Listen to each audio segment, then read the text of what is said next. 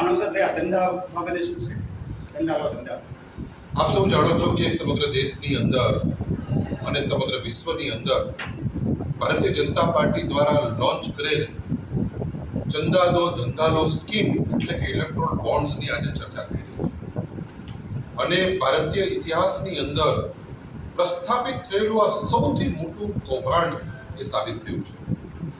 જે પ્રકારે ચંદા દો અને ધંધા લો એટલે કે તમે ઇલેક્ટ્રોલ બોન્ડ્સના માધ્યમથી ભારતીય જનતા પાર્ટીને તમે ડોનેશન આપો અને પછી લાખો કરોડો રૂપિયાના તમે કોન્ટ્રાક્ટ હાસિલ કરો, એ સ્કીમ આજે સમગ્ર દેશમાં ખ્યાલ આવી ગઈ છે. માત્ર ગણીગાંઠી કંપનીઓને 4 લાખ કરોડ કરતાં વધારેનો ચંદો આપી એને કોન્ટ્રાક્ટ આપી અને 2000 કરોડ કરતાં વધારાનું ડોનેશન એ આ ઇલેક્ટ્રોલ સ્કીમના માધ્યમથી ભારતીય જનતા પાર્ટીએ પ્રાપ્ત કર્યું છે. એની આજે સમગ્ર વિશ્વની અંદર ટીકા થઈ રહી છે.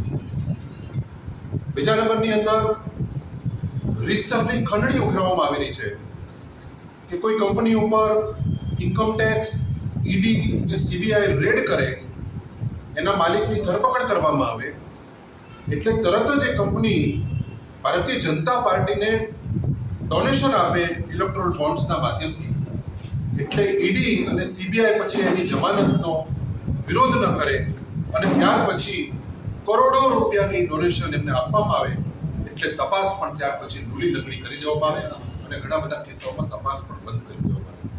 આ પ્રકારે ભારતીય જનતા પાર્ટી દ્વારા 6000 કરોડ કરતાં વધારે રૂપિયાનું ડોનેશન પ્રાપ્ત કરી અને બીજું ડોનેશન જે બધું ઓલ ઇન્ક્લુડ કરવામાં આવે તો લગભગ 82 અબજ 50 કરોડ રૂપિયાનું એમણે ગેરકાનૂની રીતે, અસંવિધાનિક રીતે ડોનેશન પ્રાપ્ત કરી ચૂંટણીને પ્રભાવિત કરી છે, ચૂંટણીના પરિણામોને પ્રભાવિત કર્યા છે, દેશના મતદાતાઓને પ્રભાવિત કરી અને દેશની અંદર જે મુક્ત અને ન્યાયી ચૂંટણી થવી જોઈએ એ મુક્ત અને ન્યાયી ચૂંટણી થવાની તમામ શક્યતાઓ પર એ લોકોએ પૂર્ણ વિરામ મૂકી દીધું છે. એ બાબતે આજના પ્રેસ કોન્ફરન્સ સમક્ષ આપણી સમક્ષ ઉપસ્થિત થયા. ગુજરાતની કેટલી કંપનીઓ છે ને કઈ કઈ? ગુજરાતની ઘણી બધી કંપનીઓ ધીમે ધીમે બહાર આવી રહી છે. એમાં તમને પ્રમુખ રીતે જે બહુ ચર્ચિત નામ છે મેગા એન્જિનિયરિંગ, જેનું બીજા નંબરે જેણે સૌથી વધુ ડોનેશન આપ્યું છે, એ કંપનીના પણ અનેક પ્રોજેક્ટો આજે ગુજરાતમાં ચાલી રહ્યા છે. નર્મદાની અંદર સૌની યોજનાની અંદર એમના પ્રોજેક્ટો ચાલી રહ્યા છે. કરોડો રૂપિયાના પ્રોજેક્ટો ભારતીય જનતા પાર્ટીની સરકાર દ્વારા એમને આપવામાં આવ્યા છે.